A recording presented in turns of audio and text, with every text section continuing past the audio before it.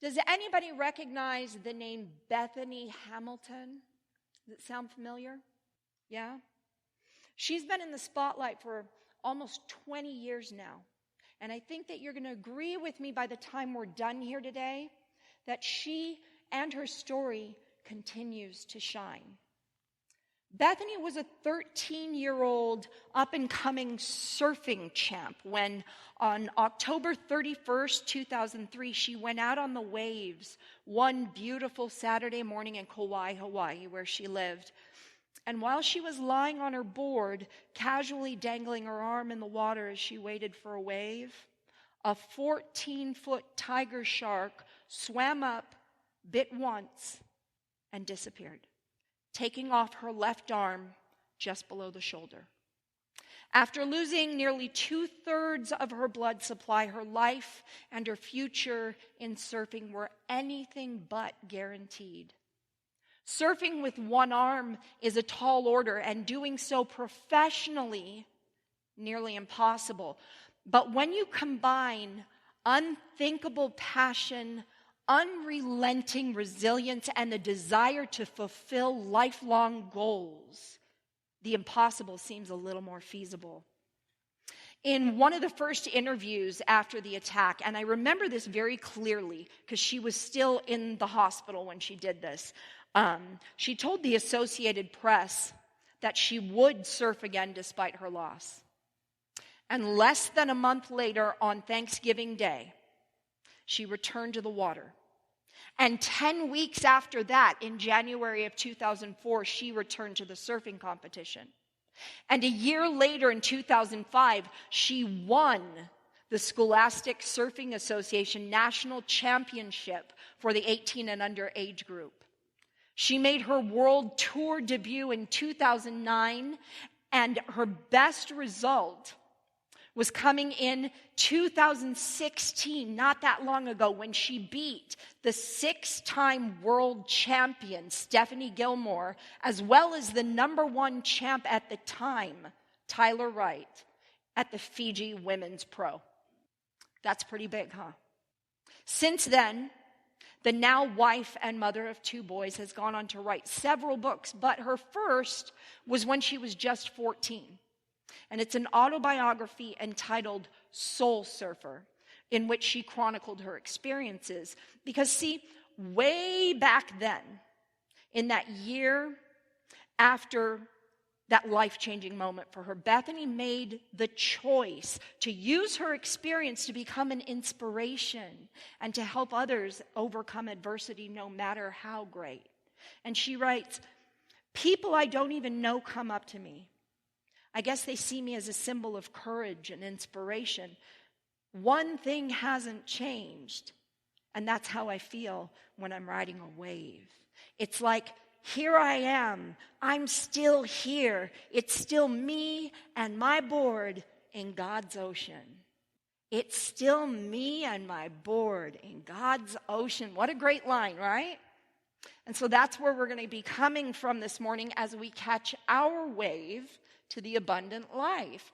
Because our theme for this month is inspired by a statement the master teacher Jesus made more than 2,000 years ago from the gospel according to John chapter 10, verse 10. "I have come so that you might have life and have it more abundantly." Or as Ernest Holmes said, "And so we prepare not to die, but to live." How many of you know how to surf? On the ocean, I mean, not technologically. Anybody? Nobody? Yeah, most people don't. I tried a few times. My greatest takeaway from those lessons is that I can't breathe liquid. But today, with Bethany Hamilton as our role model, we're going to look at the idea of surfing as a metaphor for living an abundant life.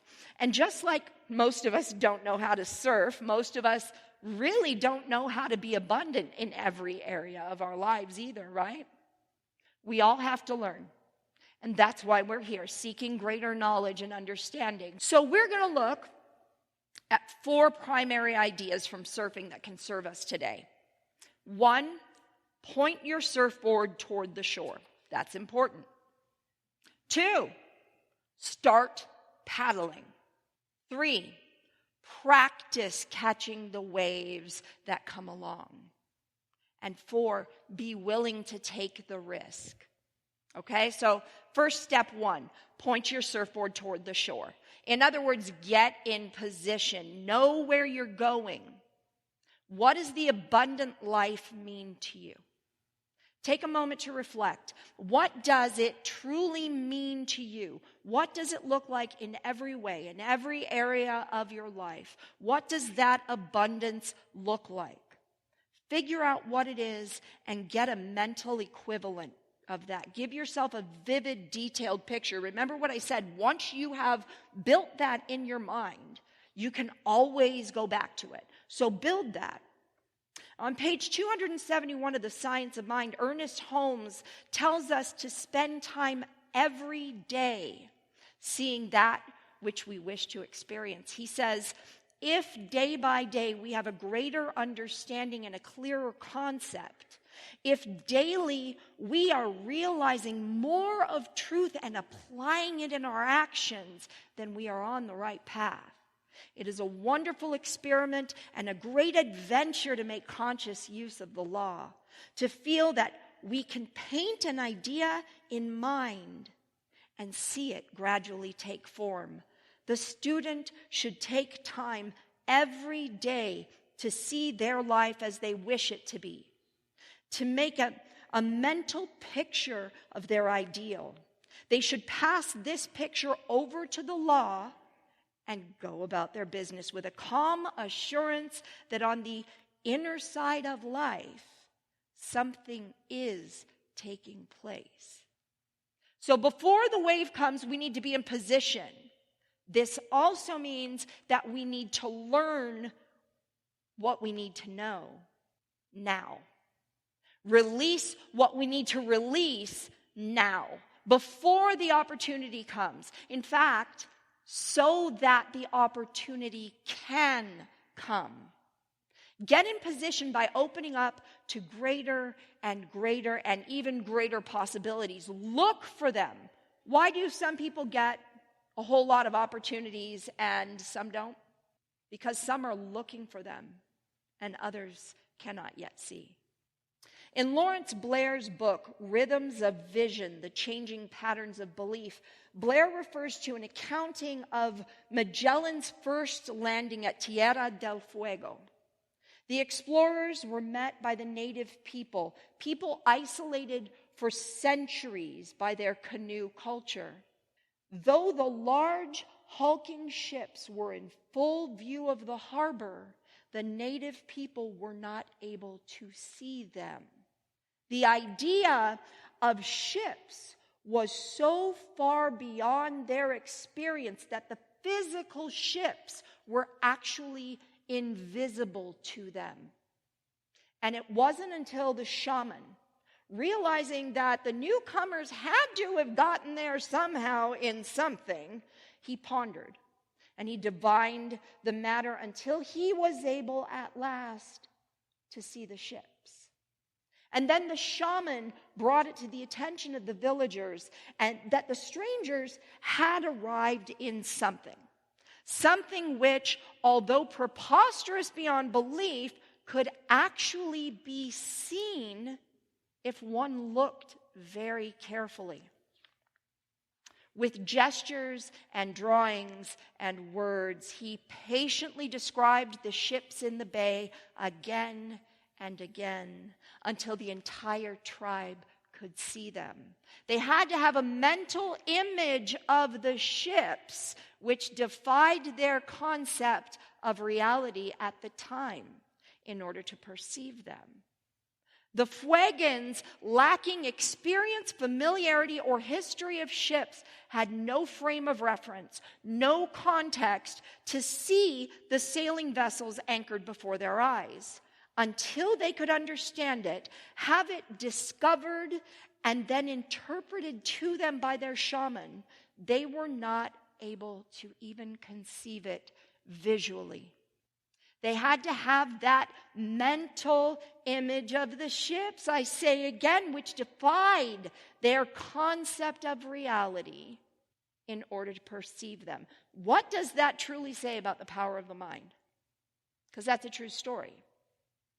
Ernest Holmes said, could we see the mentality of a successful person, we should find the imprint of success written in bold letters across the doorway of their consciousness. This person is sure of themselves. They're sure of what they are doing, certain of the outcome of their undertakings. As much gathers more, as like attracts like, so success breeds greater success. And conviction is attended by certainty. The whole teaching of Jesus is to have faith and believe. Use your prayer work to start building the mental acceptance of your abundant life. When you see it, you'll believe it. Surfing step 2, start paddling. You're in position, you're facing the right direction, you have built up your mental acceptance of your abundance, and now what? Start paddling. Former NBA center and coach Johnny Kerr said his biggest test as a coach came when he coached the then expanding team, the Chicago Bulls. And his biggest player then was 6'8" tall Erwin Mueller.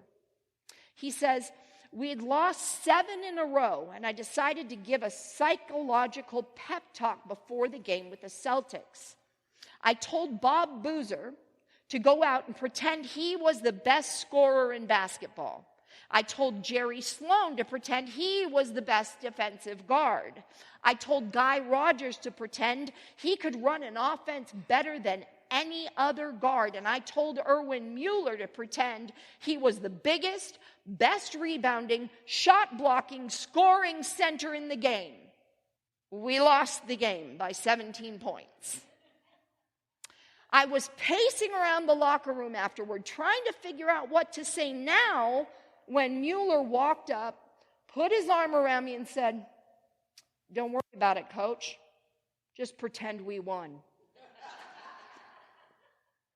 Do we build momentum before the wave or after? We need to build momentum before we need it. We need to start paddling to get our momentum up. Take some action. Build some momentum.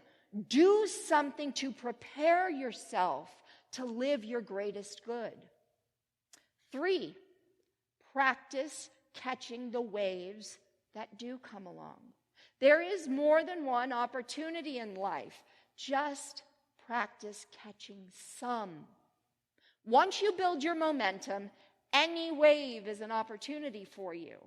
How many of you have heard that opportunity only comes once? How many have seen 2 opportunities? Anybody ever seen more than one? Yeah?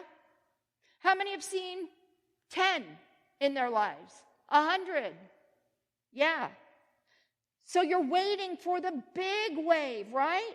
You have to build your momentum so you are ready for the big opportunity.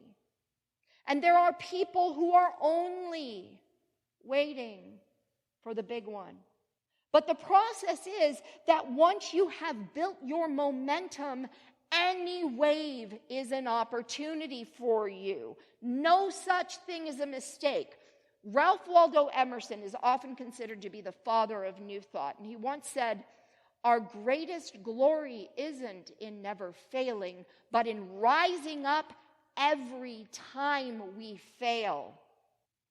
In Building Your Field of Dreams, Mary Manning Morrissey wrote, if you know in your heart of hearts that you have done everything possible to succeed, and what you have set your heart upon does not come to pass, then you can trust that something better is trying to happen. God's will is for our greatest good. Sometimes we fail because we have not been diligent enough, persistent enough, or willing enough to do what is required. Other times, we have truly done all that can be done and we still fail. Then our challenge is not to stare longingly at a door that is bolted shut, but to find an open window where a guiding light beckons. You have to lean into the new dream, even if you can barely glimpse its outline from where you stand. Move toward the light and lean toward the good. If you become bitter, your capacity to see future opportunities dies with your failed dream. When you stay feeling sorry for yourself, you cannot grow. So practice for the big opportunity by envisioning it. We just did that. And persistently, consistently practicing the smaller ones, whatever they look like. And finally, to surfing step 4, be willing to take the risk. Is there any risk in surfing? Sure, we can find out we can't breathe liquid. Is there any risk in lying on the board with our arms dangling in the water? Yes, Bethany Hamilton would certainly say yes to that. Yes, there is risk in surfing. There is risk in life. But the biggest risk is when you do nothing. This is where trust comes in a big way. The scripture at Luke chapter 12, verses 11 and 12 tells us, do not be anxious how or what you are to answer or what you are to say, for the Holy Spirit will teach you in that very hour what you ought to say. Think about that for a second. How many of you have found yourself in a situation where things were real? Something big was happening, and suddenly you knew exactly what to say to change things. You knew exactly what to do in that moment without even trying. It happens to me all the time, and I've noticed that as I've chosen to become aware of those moments, they're happening more and more and more often as time goes on. So I have to wonder if you guys have had similar experiences. And even bigger, I want to know if you trust it when it happens. When you get those impulses, do you act upon them? Because that's the most important part of the whole thing. And here's a good way to understand and remember what trust is. Another easy acronym. I know I throw those out. We like the acronym. So T, totally. R, rely. U, upon. S, simple. T, truth. Trust. Totally rely upon simple truth. So trust means we must totally rely upon the simple truth that God is good all the time. 24/7, there is never a moment that God is not good. So there it is. It's that simple, right? Point your surfboard towards the shore and get in position. Start paddling. You have to build your momentum so you're ready for the opportunity. Catch all the waves. There's more than one opportunity in life. Just practice catching some. Once you build your momentum, any wave is an opportunity for you. Be willing to take the risk. Is there risk? Absolutely. But the biggest risk is when you do what? Nothing. Correct. In the foreword of her book, Soul Surfer, Bethany Hamilton writes, in the end, I'm really proud of what we've written here. I think it's truthful, and I hope it inspires and motivates people to tackle any obstacles in their lives. I hope it helps people find faith in God and in their own strength and ability. I hope it motivates someone going through a tough time right now to keep on fighting until they rise above it. You can and will get through it. I'm living proof that where there's a will, there's a way. What I don't want is for people to pity me or think of me as a person who has had her life ruined. That's not how I see it. My mom is always saying, if life hands you lemons, make lemonade, which is a great outlook on life if you can actually see beyond the lemons when you're up to your eyeballs in them. My strength came from my relationship with God and from the love and encouragement of my family and friends. In a lot of ways, I was like any 14-year-old girl. And in a lot of ways, I wasn't. I don't pretend to have all the answers to why bad things happen to good people, but I do know that God knows all those answers. I also know that I want to use what happened to me as an opportunity to tell people that God is worthy of our trust and to show them that you can go on and do wonderful things in spite of terrible events that happen. I don't think it does any good to sit around feeling sorry for yourself. I made myself a promise. I'm not going to wallow or walk around moaning, woe is me. One other thing you should know. This book really doesn't have an ending yet because I'm still learning how to cope every day. I'm not talking about learning how to button my top with one hand. I'm talking about coping with being a celebrity.